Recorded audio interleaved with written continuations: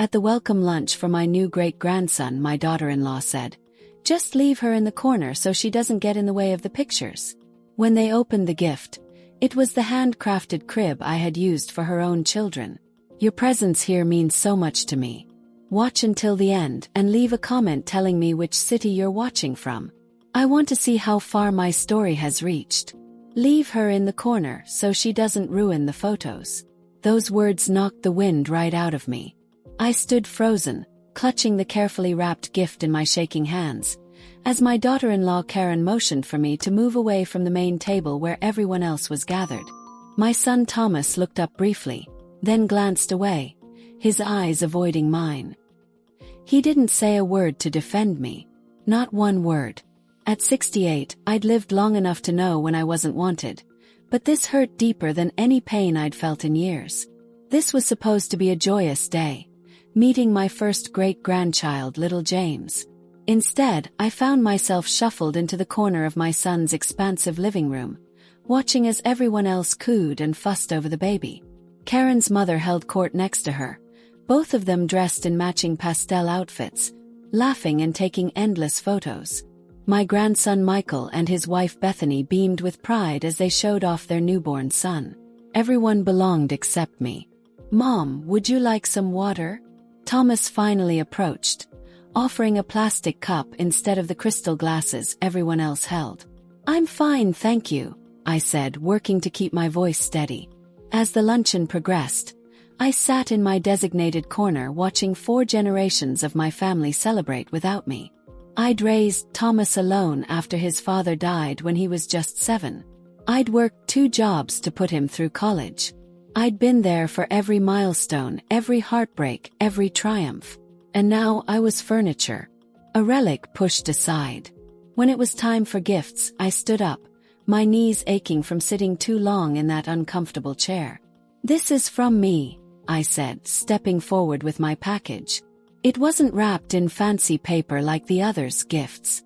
I'd used simple brown paper decorated with hand-drawn stars and moons. "Oh, how rustic," Karen said, taking it with her fingertips as if it might be dirty. Bethany, always the kinder of the 2, smiled genuinely. "Thank you, Grandma Diane." I watched nervously as they unwrapped it, revealing the handcrafted wooden cradle I'd spent months restoring. "This cradle has been in our family for generations," I explained, my voice growing stronger with pride. "Thomas slept in it when he was a baby. So did Michael. I've refinished it and replaced the bedding." There was a moment of silence. "Isn't that unsanitary?" Karen asked, wrinkling her nose. "Using some old bed." "Mom, we already bought a crib," Michael said apologetically. "It's got all the modern safety features." "The wood looks warped," Karen added, not bothering to lower her voice. "And it's so plain." I felt heat rise to my cheeks as everyone stared at the cradle. My labor of love, my connection to my past and their future, being dismissed as worthless junk. "Well, you could use it as decoration," Thomas suggested weakly. "Or we could just store it in the attic," Karen said with finality. "Now, open ours, Bethany." I watched as Bethany and Michael unwrapped a sleek, expensive baby monitor system from Thomas and Karen. Everyone exclaimed over its features, its modern design, its practicality. My gift was pushed aside, forgotten before it was even truly seen. When I got home that evening, I sat in the dark of my small living room for a long time. The walls were filled with photographs. Thomas as a baby, as a little boy proudly holding up a fish he'd caught, as a teenager in his graduation cap, as a young man standing beside Karen on their wedding day. Michael growing up, his gap-toothed smiles, his baseball games, his own graduation. I'd been there for all of it. I'd been the one who kissed scraped knees, who stayed up all night with fevers, who cheered the loudest at every game and ceremony. And now, I was nothing more than an inconvenience. A shadow to be pushed into the corner. As I finally let the tears come, I wondered when it had changed. When had I gone from being the center of my family to being its embarrassment? When had my love, my traditions, my very presence become something to tolerate rather than cherish? The worst part wasn't the humiliation. It was realizing that my son had stood by and allowed it to happen. That night I didn't sleep. I lay awake replaying every moment, every slight, every time in recent years when I'd been gradually pushed further from the center of my family's life.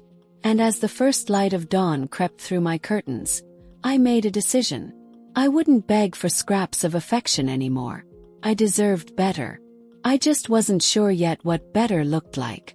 A week passed before I could bring myself to look at the family photos on my phone from that day. Each swipe of my finger revealed another painful truth. I was barely visible in any of them. In most, I was cut off at the edge of the frame or blocked by someone's shoulder. In the few where I was fully present, I looked like a stranger. My smile strained, my eyes sad. When had this pattern started? I pulled out old photo albums, spreading them across my kitchen table. In the early pictures when Thomas was small, we were always together, building snowmen, baking cookies, fishing at the lake. After he met Karen 15 years ago, something shifted. The photos showed it clearly. I was gradually moved to the periphery of family gatherings, then barely included at all. The doorbell rang, interrupting my thoughts. It was Martha, my neighbor of 20 years. "Brought you some of my zucchini bread," she said, stepping inside. She paused when she saw the albums. "Memory lane. More like reality check," I replied. Martha had been there through everything. My husband's early death, raising Thomas alone, the lean years when I worked 2 jobs to keep us afloat. She knew me better than anyone. "What happened at the lunch?" she asked, settling into a chair. I told her everything. The corner, the cradle, the crushing realization that I'd become invisible in my own family. "Have you spoken to Thomas since then?" Martha asked. "He called yesterday. Said he was checking in. Didn't mention what happened. And you didn't bring it up." I shook my head. "What would I say? Why do you let your wife treat me like I'm nothing? He'd just deny it." Martha's eyes narrowed. "This isn't new, is it? Karen's been doing this for years." "I guess I didn't want to see it," I admitted. "After Thomas married her, things changed. She always had an excuse for why I couldn't visit, why they couldn't come for dinner. When Michael was born, I was allowed to babysit only when their regular sitter cancelled." I showed Martha a photo from Michael's 5th birthday. I was seated at a separate table with the elderly relatives, despite being an active, healthy woman in my 50s at the time. "You've been lonely," Martha said. It wasn't a question. "I've been a fool," I corrected. "I've spent years making excuses for them, pretending everything was fine. I didn't want to be the stereotypical meddling mother-in-law, so I backed off whenever Karen pushed me away. And Thomas? He just let it happen." Martha took my hand. "You know what I think? Karen feels threatened by you. You and Thomas have a bond she can never match, especially since you raised him alone. So she's spent years trying to minimize your importance." Her words hit home. I remembered the times Karen had corrected my stories about Thomas's childhood, or dismissed our family traditions as silly or outdated. How she'd redone their entire house when they moved in, getting rid of the antique furniture I'd given them because it didn't match her aesthetic. "Thomas goes along with it because it's easier," I said slowly, the realization painful. "He doesn't want conflict. Men often choose peace at home over standing up for what's right," Martha said. "Even when what's right is their own mother." The truth of her words stung. I'd spent so many years making excuses for my son's passive acceptance of how I was treated. I'd convinced myself he was just busy, distracted, unaware. But deep down I'd always known. He saw everything and chose to do nothing. "So what now?" Martha asked. "You can't change Karen. And Thomas has shown where his loyalty lies." "I don't know," I admitted. "Part of me wants to confront them. Another part says I should just accept that this is how it is." "And what about the part that knows you deserve better?" Martha challenged. Before I could answer, my phone buzzed with a text from Thomas. "Family dinner tonight at our house. 6 p.m. Michael and Bethany bringing the baby.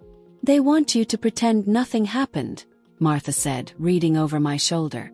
That's how it always works. Something happens, I get hurt. Then everyone acts like I'm overreacting if I mention it. Martha stood, her expression determined. Then don't mention it. But don't pretend either. Go to dinner, Diane. Observe everything with clear eyes. See the patterns for what they are. Then decide what you're going to do about it. After she left, I stared at the text for a long time. Finally, I replied, I'll be there. As I got ready that evening, I studied my reflection in the mirror. When had I started dressing so conservatively? Choosing beige and navy over the bright colors I once loved. Wearing my hair in the same simple style because Karen once commented that my layered cut looked too young for a woman my age. I opened my closet and pushed past the muted cardigans and sensible slacks. In the back hung a turquoise dress I'd bought years ago but never worn. I slipped it on, added silver earrings, and applied lipstick in a shade I'd forgotten I owned. For the first time in years I looked like myself. Not Thomas's aging mother or Michael's invisible grandmother, but Diane, the woman who had survived loss, built a life from scratch, and raised a son on her own. Whatever happened at dinner tonight, I would face it as myself. And this time I would see the truth, no matter how painful. When I rang the doorbell at precisely 6 p.m., I straightened my shoulders and took a deep breath. The woman who had left this house last week, broken and humiliated, was gone. Tonight I was simply observing. Karen answered the door, her smile faltering when she saw me. "Oh, Diane," she said, eyes scanning my turquoise dress and silver earrings. "You look different." Smiled. "Thank you." Her perfectly manicured hand went to her pearl necklace. "Everyone's already here. We were about to start without you." Course they were. Inside, Thomas did a double take at my appearance but said nothing beyond a mumbled hello. Michael looked uncomfortable, shifting his weight from foot to foot. Only Bethany seemed genuinely pleased to see me, moving forward to embrace me. "Grandma Diane, I'm so glad you came." She lowered her voice. "I wanted to tell you, I loved the cradle. It's beautiful." Before I could respond, Karen clapped her hands. "Let's eat before everything gets cold." At the table, I found myself seated at the far end, away from baby James, who was nestled in a portable bassinet near his parents. Karen's mother occupied the place of honor next to Thomas. I watched as everyone passed dishes and chatted, noticing how Thomas rarely looked in my direction, how Karen controlled the conversation, and how everyone deferred to her opinions. "We've been redecorating the nursery," Karen announced halfway through dinner. "Cream and sage green, very modern. We replaced those old curtains with custom blinds. And we got rid of that old-fashioned cradle," she continued, her eyes flicking briefly toward me. "It was sweet, but honestly it didn't fit the aesthetic at all. Too rustic." The table fell silent. Michael stared at his plate. Thomas cleared his throat. "What did you do with it?" I asked quietly. Karen waved her hand dismissively. "We donated it to that thrift store downtown. Someone will get use out of it, I'm sure. My family heirloom, the cradle that had held my son, my grandson, and should have held my great-grandson, discarded like trash. 3 generations of history, gone without a second thought." I felt something inside me crack.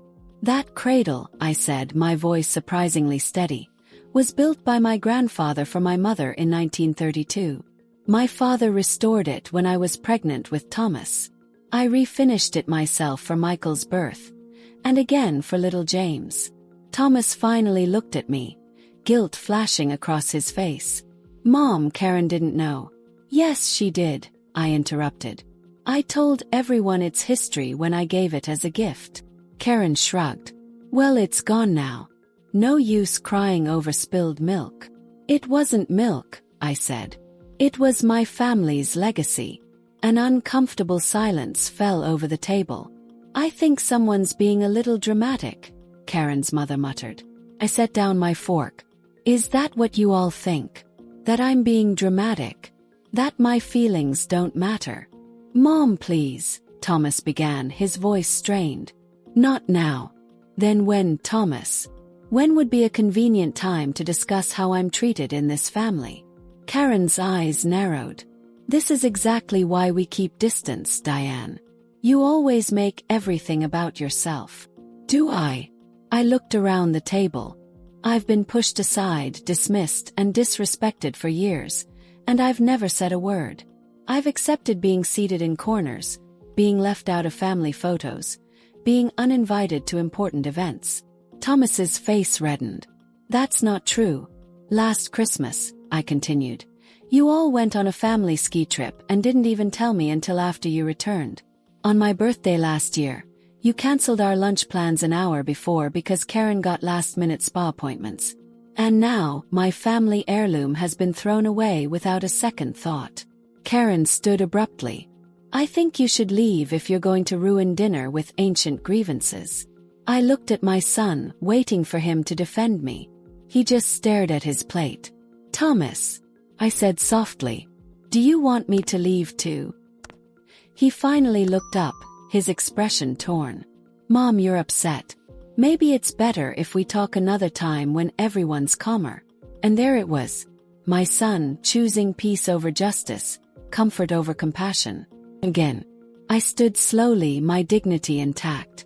I understand now. I've been trying to hold on to a place in this family that doesn't exist anymore. Grandma, no, Michael began, but Karen shot him a look that silenced him.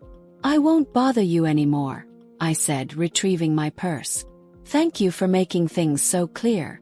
As I walked to the door, Bethany hurried after me, baby James in her arms. Please don't go like this, she whispered. They don't speak for all of us. I touched the baby's soft cheek one last time. Take care of him, Bethany. And yourself. Outside, I walked to my car with my head high, even as tears threatened. I wouldn't break down here, where they might see from the windows. I wouldn't give them that satisfaction. As I drove away from my son's house, I realized I'd finally seen the truth I'd been avoiding for years. I no longer had a place in my son's life. Not as I deserved, anyway. The question now was, what was I going to do about it? For 3 weeks after the disastrous dinner, my phone remained silent. No calls from Thomas, no texts from Michael. It was as if I'd vanished from their lives entirely. I spent the first week in a fog of grief, sleeping late, barely eating. The second week, anger took over.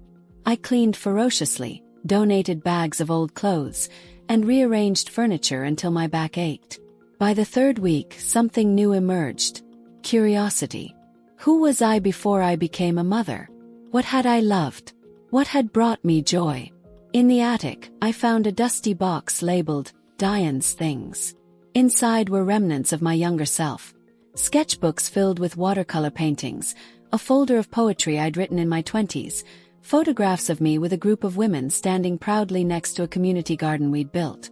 I barely recognized the woman in those photos. Confident, creative, surrounded by friends.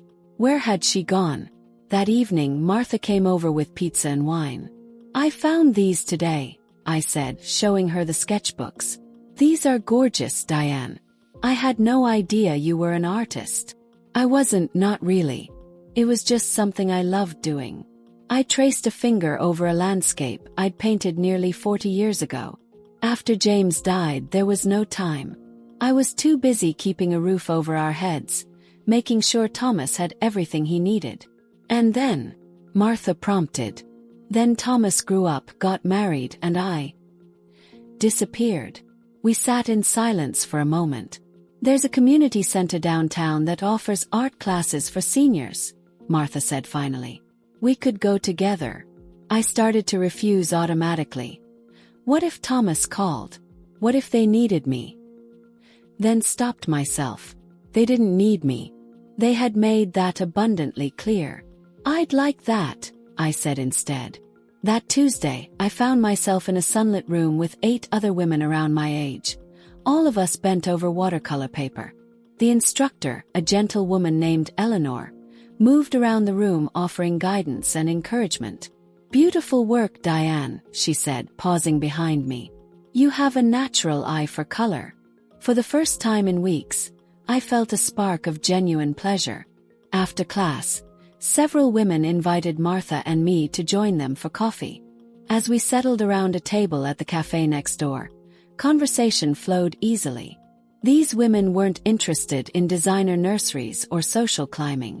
They talked about books they'd read, places they'd traveled, grandchildren they adored, and who adored them back. "Same time next week?" asked Grace, a silver-haired woman with kind eyes, as we prepared to leave. "I wouldn't miss it," I replied, and meant it. At home that evening, I called the thrift store Karen had mentioned. "A wooden cradle," the clerk repeated. "Let me check our inventory. Actually, yes, one came in about 3 weeks ago. Beautiful piece, hand-carved. It sold the next day." My heart sank. "Do you happen to know who bought it?" "We can't give out customer information, ma'am." "I'm sorry." I thanked her and hung up, fighting back disappointment. The cradle was truly gone now. Over the next few weeks, I fell into a new routine. Art class on Tuesdays, coffee with my new friends afterward, a book club on Thursdays at the library. Weekend mornings tending the small garden I'd started in my backyard. Slowly, I began to feel like myself again. Not just Thomas's mother or Michael's grandmother, but Diane. A woman with her own interests, opinions, and friends. One rainy Saturday afternoon, someone knocked on my door. When I opened it, I found Amy, my 16-year-old granddaughter, standing on the porch, soaking wet. "Amy, what are you doing here? Are you all right?" She fidgeted with her backpack strap. "Can I come in, Grandma?" I ushered her inside, handed her a towel, and made hot chocolate while she dried off. Amy was Thomas's daughter from his first brief marriage. She lived primarily with her mother in the next town over, visiting Thomas and Karen every other weekend. "Does your mom know you're here?" "Yes." She nodded.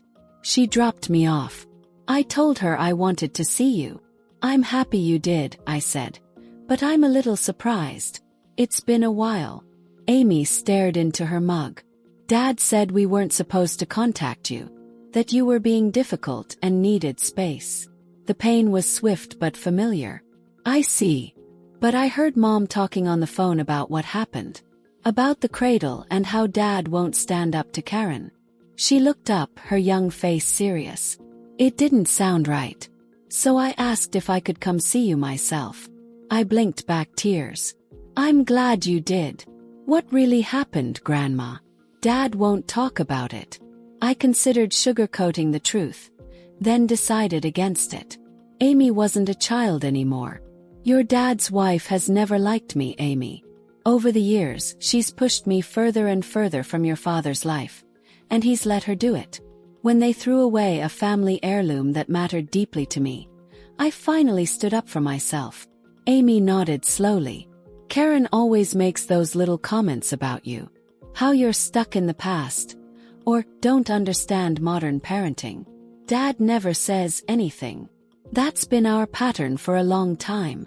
"It's not right," she said firmly. "And I miss you. I miss our baking days and how you taught me to sew." I reached across the table and squeezed her hand. "I've missed you too, sweetheart. Could I maybe start coming over sometimes? Mom says it's okay with her." For the first time in months, hope flickered in my chest. "I'd love that, Amy. My door is always open for you." As Amy talked about school and her friends, I realized something important. I hadn't lost my entire family. And perhaps this quiet rebellion from my granddaughter was exactly the bridge I needed. Amy's visits became a regular part of my life. Every Wednesday afternoon she would arrive after school, and we would bake, garden, or simply talk.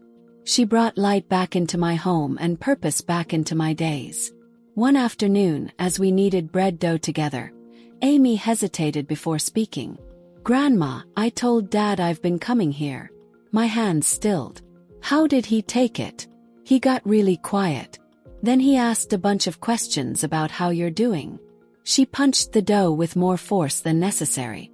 "Karen was mad though. She said I was being disloyal." I resumed kneading, careful to keep my voice neutral. "And what did your father say to that?" "That's the weird part.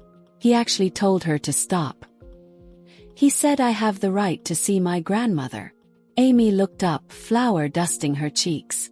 I think he misses you, Grandma. He just doesn't know how to fix things. I wasn't sure what to say. Part of me yearned to reconcile with Thomas, but another part remained wary. Too many lines had been crossed, too many wounds inflicted. People have to want to fix things, sweetheart, I said finally. Both sides have to be willing to change. The following Sunday, I was trimming roses in my front yard when a familiar car pulled into my driveway. Thomas stepped out, looking uncomfortable in the weekend casual clothes Karen always selected for him.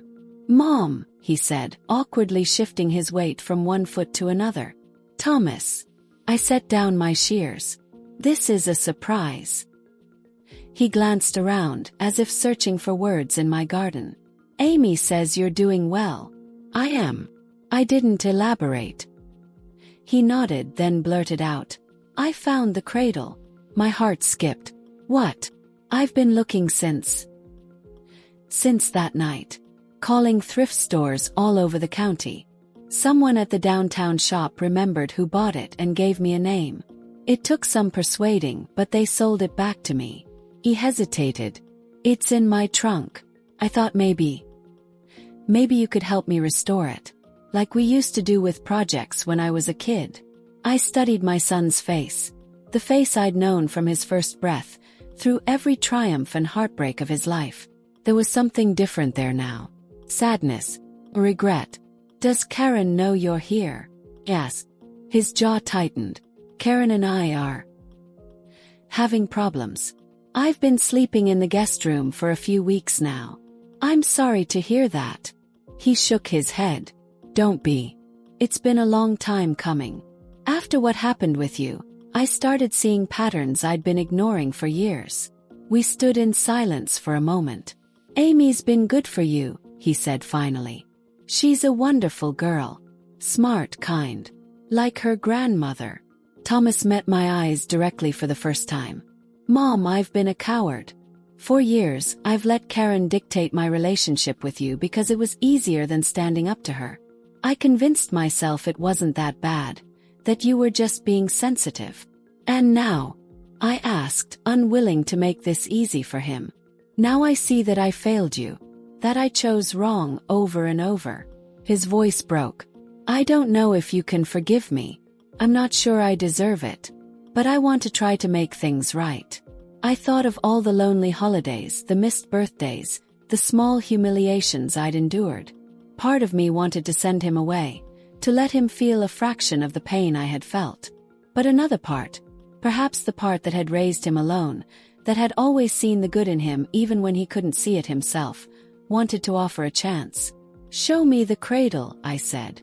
Together, we lifted it from his trunk and carried it to my garage. The once beautiful piece was scratched and missing one of its rockers. It needs work, I observed. I thought maybe we could fix it together. For James. Thomas ran his hand along the weathered wood. I've been thinking a lot about family lately. About what we pass down, not just objects but values. I don't like what I've been teaching my children. Before I could respond, his phone rang. Karen's ringtone. He silenced it without looking. She's called 4 times today, he said. She wants me to come back home, says we can work it out. But she won't acknowledge how she's treated you, or my part in it. He looked up, his expression pained. I told her I wouldn't come back unless she agreed to family therapy. All of us, including you. She refused. I absorbed this information cautiously. What are you saying, Thomas? I'm saying I've made a choice. Finally. I'm choosing what's right over what's easy. He took a deep breath. I filed for separation last week. I stared at my son, seeing not just the man he was now, but the boy he had been. Honest, kind, before years of compromising his values to keep the peace had dimmed his spirit. Oh, Thomas, I said softly. I'm not telling you this to gain sympathy, he said quickly. Or to pressure you into forgiving me. I just want you to know that I see now. I see what I've done, what I've allowed to happen. I touched the cradle, feeling its solid weight beneath my fingers. Generations of my family had poured love into this simple object. It had survived war, poverty, and now neglect. Perhaps relationships could be similarly resilient, with enough care and honest work. Forgiveness isn't simple, Thomas. It doesn't happen in a day. I know, Mom. But restoration, I said, tapping the cradle. Restoration is something I understand. It takes time, patience, and the right tools. A fragile hope flickered across his face. Where do we start? I handed him a piece of sandpaper, one layer at a time. The cradle took 6 weeks to restore. Thomas came every Saturday morning, and together we stripped away years of neglect, repairing what was broken and strengthening what remained. We worked mostly in comfortable silence, but sometimes when the moment felt right, we talked, really talked, about painful truths we'd both avoided for too long. I was afraid of losing Karen, Thomas admitted one day as he carefully sanded the rockers. After my first marriage failed, I was terrified of being alone. Karen was so confident, so certain about everything.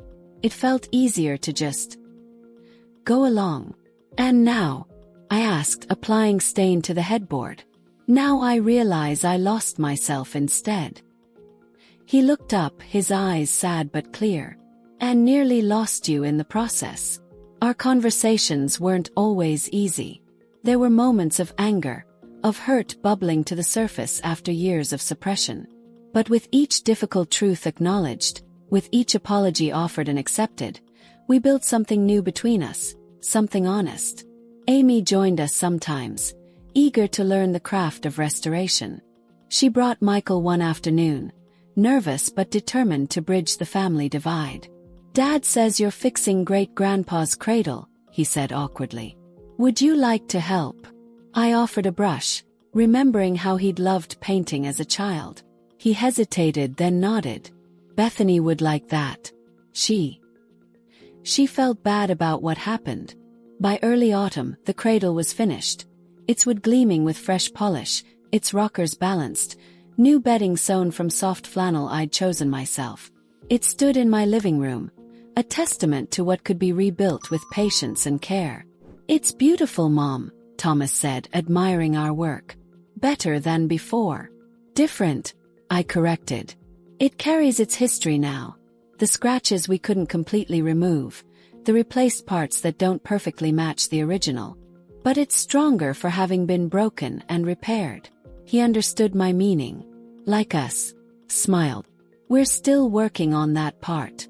Thomas's separation had become a divorce. Karen had refused any attempt at reconciliation that included repairing his relationship with me. In the end, it was a choice Thomas finally had the courage to make. Choosing respect over convenience, choosing what was right over what was comfortable. It hadn't been easy for him. Karen had demanded the house, most of their savings, and had tried to turn some of their friends against him. Thomas had moved into a small apartment, starting over at 53. He seems happier though, Amy observed one day. More like the dad I remember from when I was little. October brought baby James's first birthday. Thomas called to extend the invitation. Bethany wants to host it at their new place, he said. It won't be fancy like Karen would have done, but it'll be real. Are you sure I should come? I asked, still cautious despite our progress. Everyone wants you there, Mom. Especially me. The morning of the party, I tied a blue ribbon around the restored cradle. Thomas helped me load it into my car, and together we drove to Michael and Bethany's modest home across town. Bethany answered the door, baby James on her hip. Grandma Diane, she said warmly. We've missed you. Inside, the house was filled with simple decorations. Balloons, a homemade banner, a small cake on the kitchen table. Nothing fancy or Instagram-worthy. Just genuine celebration. Michael approached nervously. Grandma, I owe you an apology. I should have stood up for you, for the cradle, for everything it represented. You're standing up now, I said, squeezing his hand. That's what matters. When we carried in the cradle, Bethany's eyes filled with tears. It's perfect, she whispered, running her fingers along the smooth wood. James will actually use it now, I promise. We gathered around the kitchen table. Thomas, Michael, Bethany, Amy, baby James, and me. The conversation flowed naturally, punctuated by laughter and comfortable silences. No one was pushed to the corner. No one was made to feel less than. We were simply family, imperfect, wounded in places but healing. After cake, when James grew fussy, Bethany laid him in the cradle. We all watched as his eyes grew heavy, lulled by the gentle rocking motion that had soothed generations before him. 4 generations in the same cradle, Thomas said softly. That's quite a legacy, Mom. As I looked around at the faces of my family, my son reclaiming his strength, my grandson learning from past mistakes, my great-grandson sleeping peacefully in the cradle that carried our history, I realized something important. Legacy isn't just about objects passed down. It's about values that endure, lessons that resonate, love that persists despite human failings. 6 months ago, I'd stood in a corner, invisible and broken. Today, I sat at the center of my family, not because anyone had placed me there, but because I had finally claimed my rightful place. You know, Bethany said, settling beside me on the sofa, we're thinking of having another baby next year. James will need a sibling. And I'll need someone to teach my pie crust recipe to, I replied with a smile. Later, as Thomas drove me home, the setting sun painted the sky in brilliant oranges and pinks. I want you to know something, Mom, he said, keeping his eyes on the road.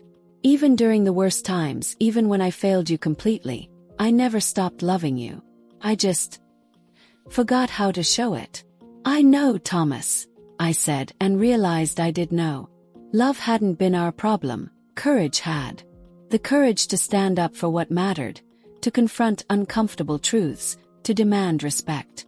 I've been thinking about starting a family dinner tradition, he continued. Every Sunday. Nothing fancy, just us. Together. I'd like that very much. As we pulled into my driveway, I thought about the woman I'd been 6 months ago. Hurt, angry, lost. She was still part of me, her pain still valid. But she wasn't all of me anymore. Would you like to come in for coffee? Asked my son. Thomas smiled.